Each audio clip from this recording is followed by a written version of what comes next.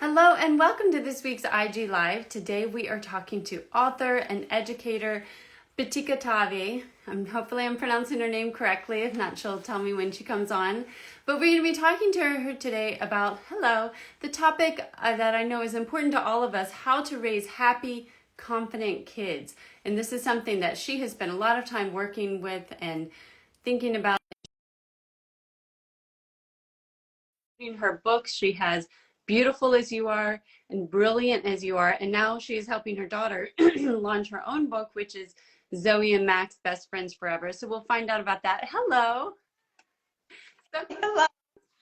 so good to see you. Likewise. Likewise.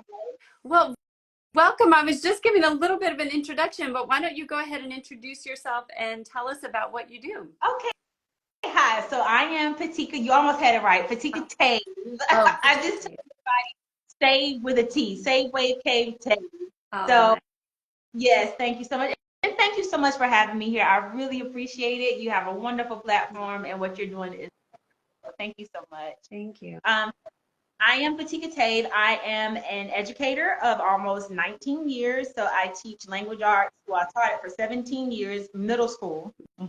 That's how that's what informs what I do because of my years in the classroom, but also my own personal experience. And currently, right now, I'm a reading coach at the elementary level. So this is my second year doing that. So you have all combined almost 19 years of experience dealing with children in various stages, as well as I'm a mom of two. So what better training you need? And basically, so I don't know how far in depth you want me to go right now, but I can talk for days. So just stop me if you need me to. But basically, what I do is through my books, through these platforms that I'm invited to, is I try to express the importance of talking to children, having conversations so we can get into their mental state and understand what's making them tick, what's making them sad, what's making them happy, and what we need to address to make sure that there are no negative self-comments or self-talk going on with children so they can thrive and be their best. So let's talk about that. All right, first of all, we have to take a moment. And can you tell us about your headband? You could, if you back up a little bit, because I can see, I love it. That's so cool. And I saw your earrings too. Yes, yes.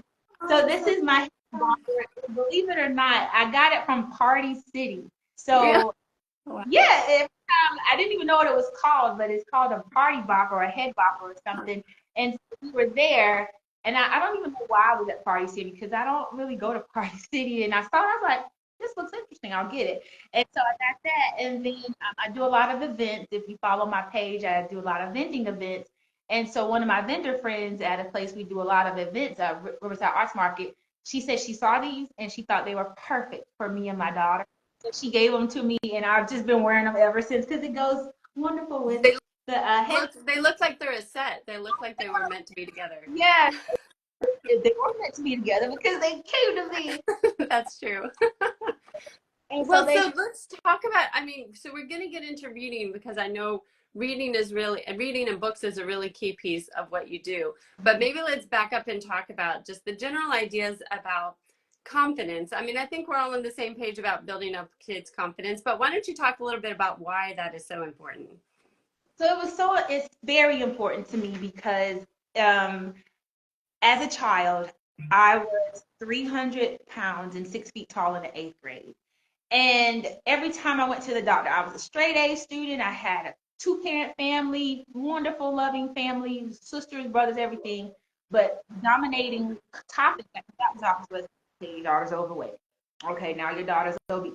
Okay, now your daughter's morbidly obese, and it trumped everything. And that really weighs on your confidence because my brothers and sisters didn't struggle with weight the way I did. And so it really weighed on me, and I didn't necessarily want to talk to my parents about it. They knew I needed to lose weight, and they were trying to do what they could to help me get healthier, but they didn't know the struggles that I had internally, not like I was enough, and I didn't struggle with bullying too much. There's a handful of people I can remember that talked about me and my weight, but I wanted parents to understand that just simply saying affirmations and affirming comments does not make that child believe in themselves or have confidence.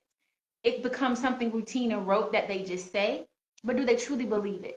And so I will tell you in my author work with the books that I have, I ask children sometimes, what do you love most about it? And they're like, I don't know. And then their parents like, we do your affirmations every day. And they're like, okay. So really what we need to do is we need to try to understand how a child is feeling. What are their inner thoughts? Because as an educator, I know that who you send to school every day is not exactly who I see in the classroom because they get around their peers and everybody and it takes on a whole nother personality.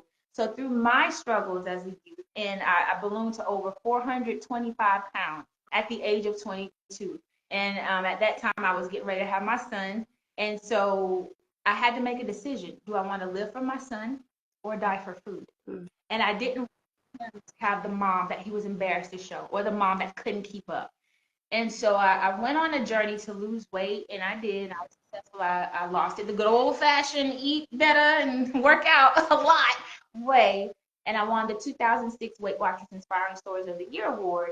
And when I found out I was having my daughter a few years later, I wanted to make sure that she never questioned her worth, who she was, or how she looked, because I want all children to know that they are enough, just the way they are. You can always grow, but be proud of who you are, just the way you are. I think that is so fascinating about your story is because I don't know if a lot of us as we get older, we kind of lose touch with what it was like to be a kid and to go through this. But I think so many parents, like you say, we think if we do the affirmations, if we tell our kids how great we think they are, that's enough. And you're saying it really isn't. What is it that you think we're missing as parents, what that we need to be doing that's more than just kind of saying the words, you know? Children are people pleasers. Some of them are. And like I said, with my story, I had everything seemingly. Nothing should have bothered me. I had good grades and all that stuff. So I didn't want to let my parents down. I didn't want them to think I wasn't proud of who I was or happy or grateful for everything that we had. So when they asked, how you feeling? I'm fine. How you doing? I'm okay. How was school? It was great. I knew that they had so much else going on that they didn't need me and my little struggles, taking over. And then at some point, I think when I was really young, I didn't even know that I struggled. I don't think I realized how much my insecurities and lack of confidence impacted me till I was older, a teenager, and when it was time to meet people, I would kind of get into a shell. When it was time, my friends are starting to date, and here I am looking like the third wheel. And I think what's missing is parents actually listening to the child. These events, and I'm asking children, you'll be surprised how many parents just jump in and start speaking for them. They never let the child say how they feel. They never let the child express how they're doing. And we have to, communication is so important, not dictation. So listening to what they have to say, listening to say, well, school was good. Well, what made it good? Well, I enjoy going to lunch. Okay, well, what about lunch? Who did you sit with? What are your friends saying, or what? Start having those open-ended conversations so you'll know, well, Lucy, she's really good, but sometimes she likes to talk about my food or what I mean. Listen to what they're saying so you can catch any ounces of negative self-talk and address it. That's so interesting. And I know I hear a lot of parents get frustrated because they ask their kids, how is school? Fine, good. What'd you do? School. Yep. I remember one time picking one of my kids up from basketball practice. Oh, what'd you guys do? Basketball. Could you be more specific? No, basketball stuff. Oh, okay. So, but I love those kind of questions that you had, like trying to get like specifics to really get them talking about it. And we talked, as you mentioned, you're a reading coach. You got almost 2 decades of experience in the classroom.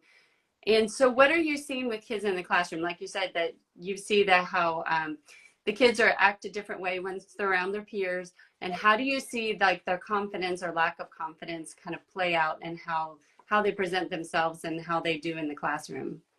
So, and I've actually tried to see if there's any research on it, and I don't think there's a lot of research connected to kids' confidence and their success. And I guess my own story necessarily kind of defies that, because I wasn't confident yet I was successful because I did what I knew my parents wanted me to do.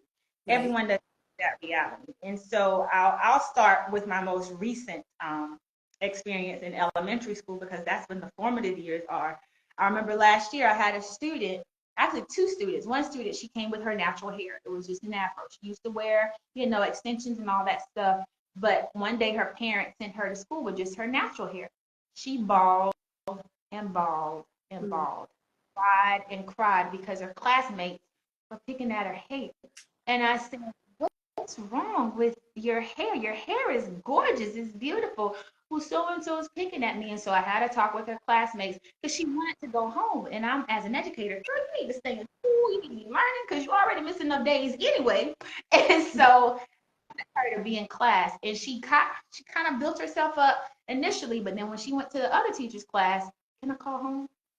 She went home because not happy with her hair, and her classmates were not accepting of, hey, this is a different style. I'm still who I am. I'm still your friend or whoever you want me to be, but this is who I am. It's just a different version of me. There's nothing wrong with that. And then I also had a child, and when we talk about confidence, it doesn't have to, it can be the texture of your hair. It can be skin tone. So my son, he's darker skinned, and I can't tell you how many times he was, traumatized about the color of his skin. And so, the second story I have is a young lady. She wore a mask every day, like last year. We were in COVID, and she wore a mask every day. And I wondered, why are you wearing a mask? Because it wasn't. And I asked, we don't want to be too intrusive. But I was like, why are you wearing a mask? It wasn't until the end of the school year when it was time to take pictures for the seniors, fifth grade seniors, that revealed she wears the mask because, and she said from her own mouth, I'm insecure about my look. So she wore the mask to cover her face. And refused to take that mask off, even for her graduation pictures. And so me and two other teachers were like, you're so beautiful, blah, blah, blah, blah, blah. She didn't hear it. She didn't want to hear it, listen to it. And I asked, well, why do you feel this way? And it was because a family member had made her feel insecure about her looks. And so that person, whatever they said, traumatized her to the point where she wore a mask every day. I didn't even know how the girl looked. I really didn't. Like, if I would have saw her in the street, I wouldn't know because all you see the eyes. Right. And as you know, when people wear a mask and they take the mask off, sometimes you're like, oh, this is what they're saying. And so that was that. And that's in the elementary level. So they can articulate how they're feeling. And in the middle school level, you have everything from children changing clothes when they get to school to children acting and talking a different way just to fit in. When really, if these people don't care for you when you're being who you are, then those aren't the people for you. So you need to find people that accept you just the way you are and not change to fit in. Because if you change to do this, then what else are you willing to change to be a part of that? Right. And so one of the things that you've done, after witnessing all of this and after your own experiences, you've written children's books to try and help build kids up. You have, let's say, Beautiful as You Are and Brilliant as You Are. Tell us about those. And also, I know your daughter just launched a book as well. Absolutely. So those two books are my affirming books for children. So after I lost it almost 200 pounds in Weight Watchers and I found out I was having my daughter, I wanted her to know that, and this I wrote these poems before she was born. I wanted to know no matter how she looked, who she was, what tall or short or whatever, that she was enough. Because part of my struggles also was that I was one of the tallest people in school, girls, boys, period, especially in middle school. I was tall. And a lot of people don't know, tall people have our issues. And wearing heels, I'm not wearing heels if I'm already 6 feet tall. What are you talking about? Oh, And that's so funny. I'm actually almost 6 feet tall too, so I can identify with that. to know that. But it took me a while to really accept, okay, you know what? If I want to wear heels, I can wear heels. I can be 6'3", and that's just fine. So what I did is I wrote poems to her, and I wanted her to know that she was enough. And so I'm trying to look at the camera. And so then once long story short, someone read the poems and they were just like, you have got to make this a children's book. And that's what I did. And when people started reading that one, they said, you've got to do one for boys. And so that's why I have them gendered. It wasn't that I was just trying to be, this one for girls, this one for boys, because The original poem was for my daughter. It turned into a book. And then people loved that book so much, I did one for boys as well. And so that's why we have beautiful as you are. And so what is it about books that is such a powerful way to get this across? Because you saw this problem. Why is books like kind of one of those really important tools that we can use to help kids? Well, because as an educator, I know reading is super important. And what better the way to promote reading and that communication with parents than through a book? And also, I've always known that I wanted to leave something behind, a legacy that I can say and look back on and be like, I'm proud I did that. Because even when I was struggling, I was like, there needs to be a camp for that struggle with self-esteem and children to lose weight. And so I said, you know what? Maybe we don't need a camp for losing weight. We need a camp for accepting ourselves and loving ourselves just the way we are. And so these books were a way to enter into families, enter into households, promote that conversation, boost literacy and reading skills, and also leave a legacy. Because if you look, there are libraries. In fact, I'm in the library right now. Library with books that people dare to. And so being able to express yourself and let others say, yes, I love it, or you know what, I'm going to look at that as a different perspective, is so important to me. And I like to watch the movie Fahrenheit 451 with Michael B. Jordan. And it's just like those people memorized entire chapter books because it was so important. And we didn't want that to die. And so even when I stop gracing this planet, I pray that my books touch somebody and can help someone know that, hey, you are just right the way you are. What a beautiful legacy to have, to make that kind of impact on somebody. And something I also think is really great is that you not only encourage kids with the stories that you've written, but you encourage them to write their own stories. And why is that such an empowering thing, you think, to tell their own stories? Well, it's because I'll tell you, and this is something that I was cautioned not to share too much, but I don't care. So I'm not a big fiction reader. I just don't. That's not my thing. And one of the reasons why was because in high school, I went to a school that made you read all these books that I cared absolutely nothing about. And it made me grow averse to reading. And I did it out of necessity, not desire. And so I resonate with students who say, I don't like to read. Well, it's because you haven't found the book you enjoy. So to the opposite of that, I love nonfiction. And if you give me a book on gardening, personal finance, and stuff like that, I will gobble those books up. I mean, it was for me to check out 20, 30 books at a time. But it wasn't until I found what I enjoyed reading that it became something that brought pleasure. And so when I see parents or teachers saying, oh, go to the corner and using reading as punishment, that is not what we need to do. Reading should be something to enjoy and to. And so if you still have that child that says, I don't want to read, I don't like to read, or parents dictating to them, you need to read this is too below your level, you need to do this. Leveling of books to me has really caused that because how dare you tell me I can't read this because it's too low? Let me read what I want to read. Right. And still find that child that doesn't find the book that they love to read. And the way I get to them is, well, then write the book you would want to read. Because then they have to find information about it, or they just start writing. And reading and writing goes hand in hand. And the more they research or try to put their thoughts to words, they're going to go naturally to other books to try to figure out, okay, what do I want to say and how I want to say it. So it opens those doors to a whole nother world that might have been closed because they have been forced to read this. Right. So I use a lot of my stuff is based on my own experiences because I'm really a big kid at heart. I don't know, but I really as an educator, I use my skills as a parent and a teacher and just the inner child in me to inform what I do. I love that. And I mean, how empowering for kids to feel like they have something important to say.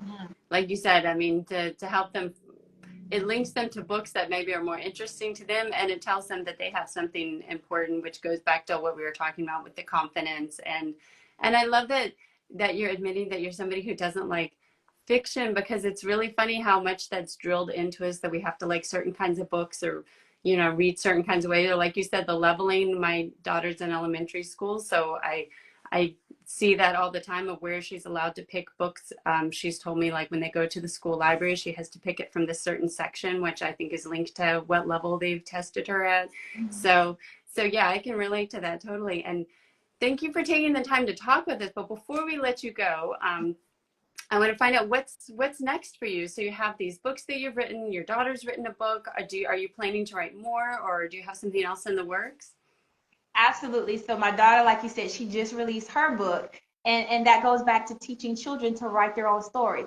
Little did I know, my daughter had written a book when she was like, but we don't know the specific age, but she was between 5 and 7 years old. Mm. And I found it maybe a year or so ago when I was cleaning up a room. I was like, I wish I had brought it so you could see it, but I think I posted it a little bit. I was like, what is this? She wrote about a cat. I'm like, we've never owned a cat a day in our lives. And she wrote a whole book. Chapter 1 is who is he? Chapter 2 was what does he eat? And it was just funny, but she was writing, and I said, how many parents just throw away stuff that their children create, not thinking it can be something big?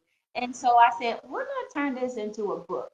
And so we did, and we had it developed, we edited it, and then we made sure it had a storyline or something in it that could be beneficial to parents. So her book is about friendship, and if you look at my page, we launched it last week, and it was amazing. We had a huge party. We had partners and stuff, Chick-fil-A, Reed Jack's, Authors Roundtable, and Maple Street Biscuits. They actually sponsored the event. And I'm like, from the writing of a child, all of this has come. So I'm really proud of that book. And so we released it. It's on Amazon and our website. But I wanted to focus on that book. But I actually have another one that's waiting to go to the formatter. I said, but I can't go at the same time. So that book, which is more tailored towards 8 to 12-year-olds, because the books tend to get me into, like, I've done presentations for 5th and younger, but most of the schools want it for VPK first, second. So this next book is on the premise of affirming children, but it's for a middle-aged crowd, not middle-aged. Middle school. Yeah, 8 to 12 or something like that. So you can get that messaging in a different way, but make sure that children are affirmed and parents are having those crucial, critical conversations with them. Well, I look forward to that, because that does seem like such a key time period. I mean, we need it for the younger kids too. Is you need to start as soon as possible, but those middle grade years, those are really critical ones, as I know you see every day. Absolutely, yes. Those are transitional, because they're like not really ready to be an adult, but they think they are, but they're not a kid, so they got to try to flex their muscles. And you're like, well, right. But we just want to make sure we guide them into the right way, but let them have freedom of choice. Let them choose. Let them express and show us who they are, and then we can go from there. I love that. What a great message to end on, about letting kids express themselves, making sure we're really listening to them as a way to help kind of build them up and build up their confidence. Thank you for taking the time to talk with us today. This is such an important topic, and you are somebody who is kind of in the trenches, as it were, dealing with this kind of issue every day. So we appreciate you taking the time.